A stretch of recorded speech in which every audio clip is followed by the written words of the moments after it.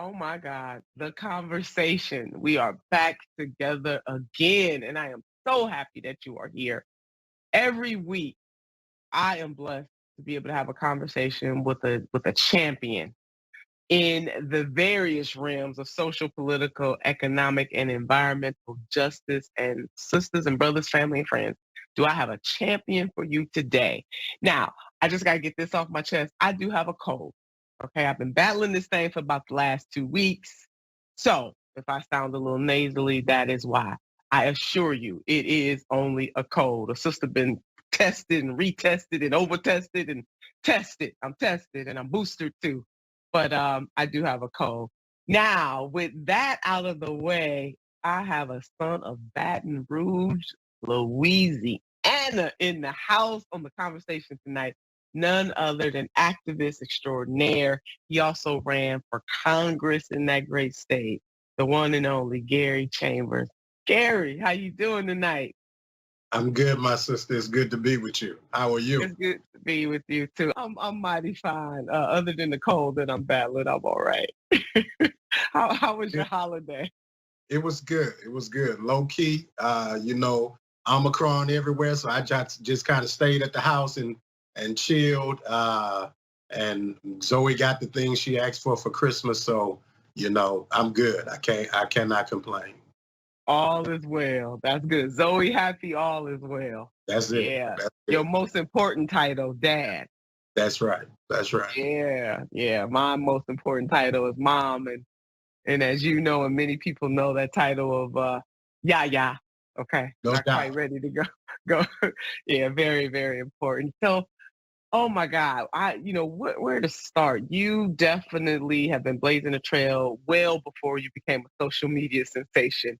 You were out there doing the work. And sometimes people, just because they come into an awareness, they're thinking, oh, this person just got started. No, you've been out there for a while, letting that little light of yours shine brightly for people who need voice. You've been giving voice to a whole lot of folks. I first kind of met you on social media, and that is when you were giving them hell at a school board meeting. And I don't want to steal your thunder because I just cannot possibly do that. But I think a lot of people came into the knowledge of who Mr. Gary Chambers was from you raising a whole lot of good hell at the school board meeting. We're gonna play a little bit of that clip. Next. So I had intended to get up here and talk about how racist Robert E. Lee was, but I'm gonna talk about you, Connie. Sitting over there shopping while we talking about Robert E. Lee. This is a picture of you shopping while we talking about racism and history in this country. Only white members of this board got up while we were up here talking too, because you don't give a damn, and it's clear. But I'm gonna tell you what the slaves, my ancestors, said about Robert E. Lee, since you don't know history, sister. Let me tell you that they said when he got the plantation, after he got off the field where 27,000 people died at Gettysburg, Connie, Robert E. Lee was a brutal slave master. Not only did when he whooped the slaves, he said, lay it on them hard. After he said, lay it on them hard, he said, put brine on them so it'll burn them. That's what Robert E. Lee did. And you set your arrogant self in here and sit on there shopping while the pain and the hurt of the people of this community is on display, because you don't give a damn and you should resign. Wow. I mean, you really set that place on fire. And just in case people don't know, Robert E. Lee was a Confederate general of the Confederate States of America, those 11 states that decided they were going to cede the Union over slavery, and not even about the good parts of slavery either. It was about their right to continue to enslave our ancestors. And I mean, you laid it down. It wasn't just for Connie, even though Connie got called out special.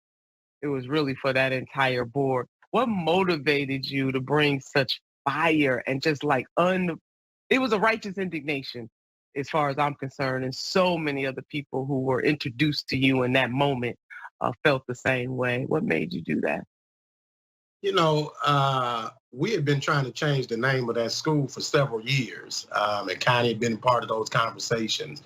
And the truth of the matter is, I was just pissed off that night that, we're sitting here, we're discussing this important issue to us as a community, and the audacity that you would sit there and shop while literally your colleague is expressing her perspective and her viewpoint on this. And Connie had gone on the news and kind of tried to defend Lee the day before, and our feathers were ruffled about that. And before this video, Connie and I actually had a good relationship.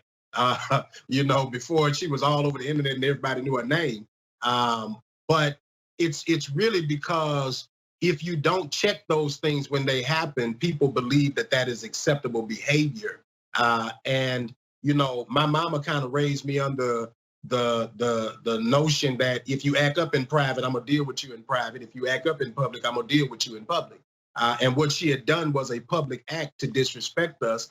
And I also knew that she lies, and that if I didn't confront her directly then, that she would try to wiggle and lie her way out of it, which she did lie later. And then computer records showed that she was shopping for, an extended period of time during the meeting. And for those who have consistently asked me, did she resign? No, but we do have an opportunity to defeat her at the ballot box in November of 2022. And I firmly believe she will be defeated. Yeah, I mean, and just the way you were a regular person that was concerned about the hurt in the community, having a discussion about the name of the school, and you just kept it so plain. And I think a lot of times, especially people who are Democrats or people who feel as though they got to polish that thing up, sometimes you lose the common touch. You channel, like I'm sure you channeled the pain and the feelings of most people who were both in that audience and who also had an opportunity to hear you just laid it down straight, no chaser, and I got that same grandma too, and mama. My mama, my grandma came from the South. My mama was born in the North, but my grandmother hailed from the South. So the Southern tendencies are very much embedded. And my mama and my grandma subscribe to that same rule. If you act up, where you act up is where I'm gonna show up on you. I remember my mama walking through the Woolworths. Wasn't me, because I was a damn near perfect child, but it was my sibling, Brother Chambers. It was them. And my mama would go over to the belt section, tell the lady, "Hold on, I just want to borrow this." I just need to use this for a second. I just need to use this for a second. I ain't gonna buy it. I just need to borrow it. But that was old school. So, right, you show out on me in public, I am gonna show you better than I can tell you. But what you did to lift that community and bring voice to people who may not have been able to stand up there and articulate, and you laid down the history as you were peeling back the layers and really revealing to that school board that what you are doing in the behavior of your colleague is not acceptable when people are talking to, last time I checked, school board members were public servants. I mean, last time I checked. And not to give the public your undivided attention when you are at work is totally disrespectful. So what motivates you? That wasn't your only motivation. What drives Gary Chambers on a regular basis? I think a desire to just see a more prosperous community for all people. I grew up in North Baton Rouge, and I remember when we moved into the community that I lived in, there were grocery stores within 2 miles of my home. There was an emergency room within 3 miles of my home. And as I got older, I saw grocery stores close. I saw movie theaters and shopping centers close, and hospital ERs closed. And I started asking questions as I got into my late 20s. Why is it this way in this side of town and not this way on the other side of town? And as a taxpayer, I kind of just started showing up, speaking about different things in my community. I didn't even know it was really advocacy or activism at the time. I just had a platform that people would listen to me. And so the more information I learned, the more information I shared. And then I kept going. It wasn't that I sat one day and said, "Oh, I want to be an activist." It was kind of as if duty had called me to the fight, and I just hadn't stopped showing up ever since. And I think that's kind of true for many people who end up in these positions. The work kind of calls you to it. You don't necessarily call yourself to it. So you would say it's fair to say that activism grabbed you. You didn't grab it. I found out I was an activist in the newspaper, actually. So that would certainly be accurate. I was reading the paper one day and it said activist Gary Chambers. I said, "Oh, that's what this is, huh?" That's what I am. Yeah. Standing up for the people. And something that, caught my eye about the model for your organization, Do Good and Seek Justice, not just for your organization. I think you live your life that way. When you were running for Congress, I mean, again, you shook that entire community. You brought a certain type of light there. And another thing that really attracted me to your spirit is during that primary earlier this year, you didn't wait for the next progressive in the race to come in and get you. You went to her and said, I wanted to be the one going head to head in the general, but it's you. And so I'm not going to wait for you to come get me. I'm coming to you, and I'm going to do everything that I can to help you win. A lot of people who compete in that way would never have done. It's rare, I will say, for for candidates to do what you did. What made you do that? Well, I think, you have to do some inventory on yourself and ask yourself, are you really who you say you are, right? And that if I believe in the ideals that we are fighting for Medicare for all and a Green New Deal and a livable wage for all American people and the things that, I have picked up this flag that you and others have been carrying the torch on, that when we don't win, we can't just pick up our toys and go home. That, yes, do I feel that I was the most progressive candidate in the race? Absolutely. But after voters have gone into a ballot box and made their decision, if the things that we want are still on the line and there's somebody that can help push the line to help us get there, that is the work. And the work is bigger than our ego, than our personality, than our feelings, right? It did not feel good to lose. And it certainly did not feel good to put aside my emotions so quickly and go into campaigning for someone else. But I really believe in these things that I'm fighting for. And if I believe in these things to that degree, then it is incumbent upon me to lead by example. And the other thing is leadership requires that we set an example, right? That if there are people watching us, that if there's another generation coming behind us, or a generation that is currently coming of itself, right? What are we saying to them when we don't navigate those waters in a way that does what is best for all people? What is politically expedient for me probably was to just go home and endorse nobody, because I had done enough to make people respect what work we put in, right? And others on my team and some folks said, Gary, we think you should stay out of this, but I just couldn't. It wouldn't leave me. And so I believe we did do what was best in that situation, which is fight for those ideals. The person I supported still didn't win. The establishment won. But I think that we have pushed the current congressman further to the left than he ever would have been had we not campaigned the way we did and had we not pushed the issues even until the finish line. And so he has been much more engaged in the community. And I believe that heard many of the things that we said. And so you got to know when you're a spiritual person, there's a season and a time for everything. And I trust the Lord with everything. And so it just wasn't my season. And my job now is to do everything I can to make sure that while we're in this season, that the people get everything they can out of the government that they pay into. I totally agree with you. And you have traveled the country since. I mean, you didn't just rest on your laurels and say, oh, I didn't get it, or the candidate that I supported didn't get it either. I'm done. You traveled this country, west, east, near and far, and you actually came on into the great state of Ohio, into Cleveland, Ohio, to help your dear sister. And I really appreciated that. So, I mean, you did not rest. You went from your race to supporting Sister Karen Carter Peterson to traveling this country. Bigger Than Me is another organization that you have, and you were showing people by example that it is bigger than you, and embracing issues, not just people like me running for office, but other activists and other issues that people were standing up for, but you did find your way. You said, sister, if you need me, I'm coming to Cleveland, Ohio. And you did just that. And I am forever grateful to you, again, leading by example, going into other places to help other progressives try to do the daggone thing.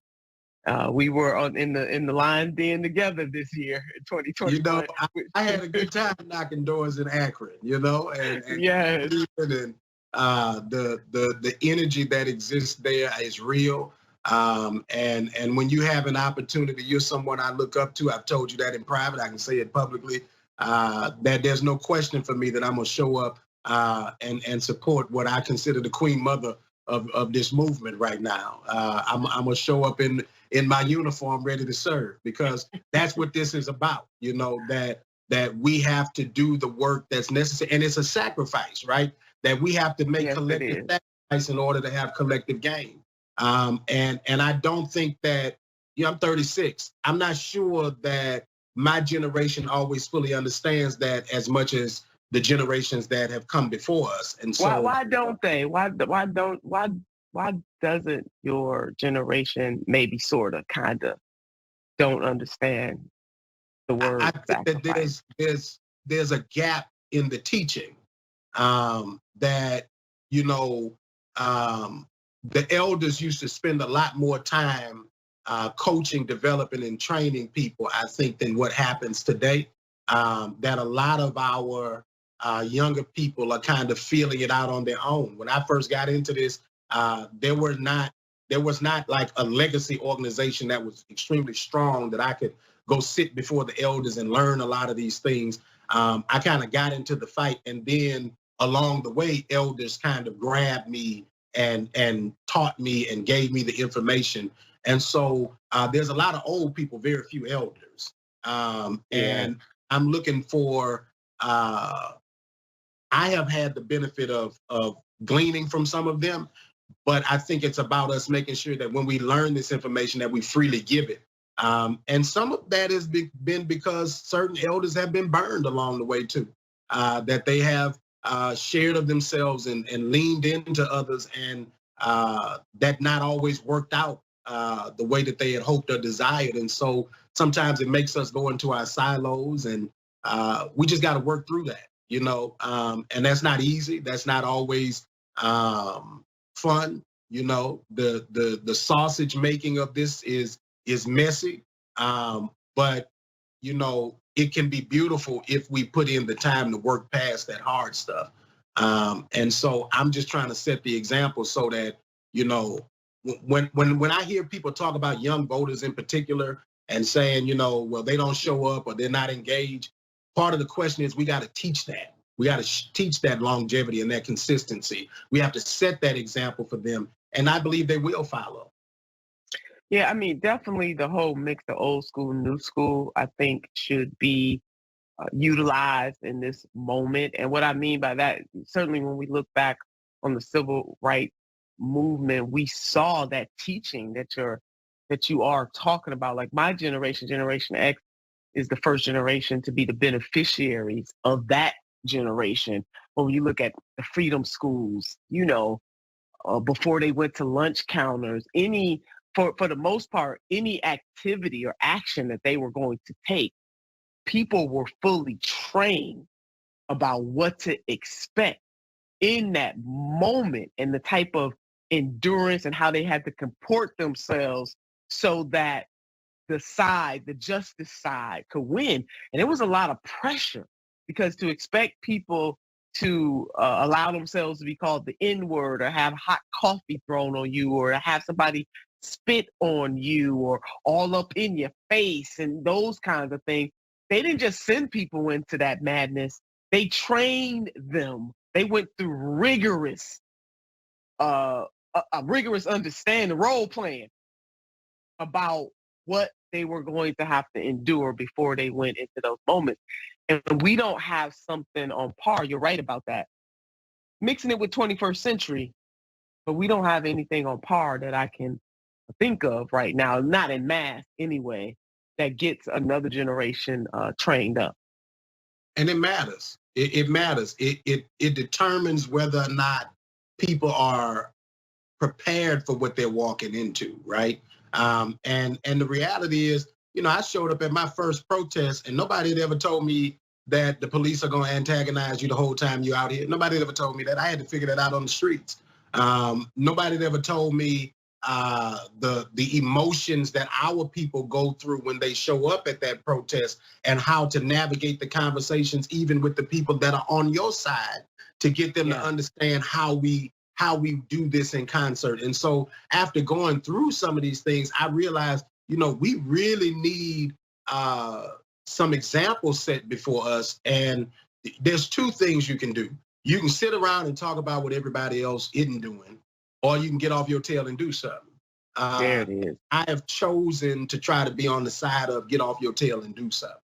I am not always successful. I have not been perfect in my quest to become a better leader. I've missed the mark along the way, but I've tried to correct my mistakes when I make them, own them when I make them, and then be as transparent with people as possible so that others don't make those same mistakes. Because if I can make your journey a little shorter and a little easier, then that means that somebody else's path to liberation is easier. Come on, you better talk about that. And that is the beautiful thing about who you are and the leadership standard that you are setting as you are pulling people as you climb as well. Now, what is it about? I mean, 2022 is right around the corner. We're gonna say Happy New Year to some folks. I know it, but it will be here. This on Saturday, as a matter of fact. What is there anything that you're looking forward to in 2022? Anything you want to let us know about here on the conversation for 2022? So I think we're going to need another conversation in a few weeks for sure. So we're going to do some great things in 2022. But to some of what we just tapped on, I really want to do a few civic engagement workshops around the country.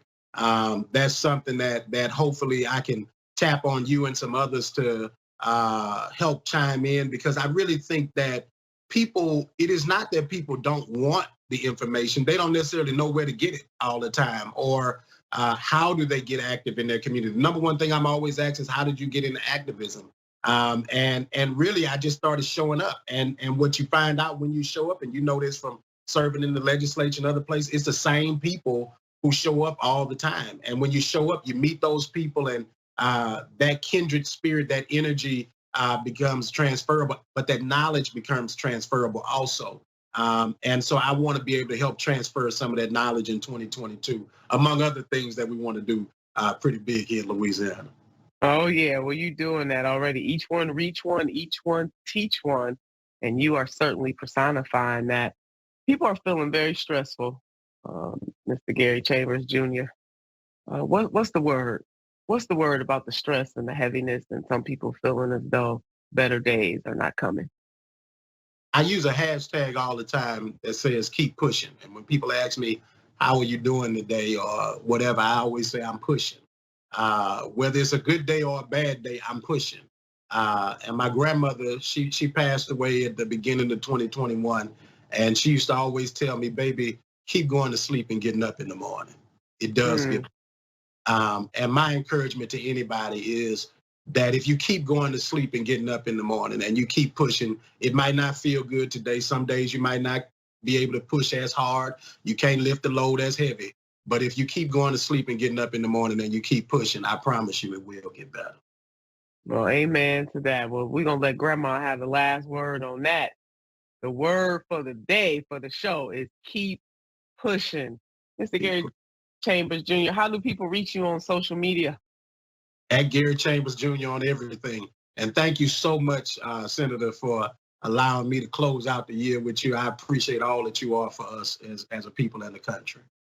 Well, back at you. You are, I mean, you're just getting started. So we are looking forward to hearing more. So wonderful to be with all of you. We both want to wish you a happy, successful new year, and the TYT team as well. This has been The Conversation. We want you to keep the faith, but most importantly, keep the fight.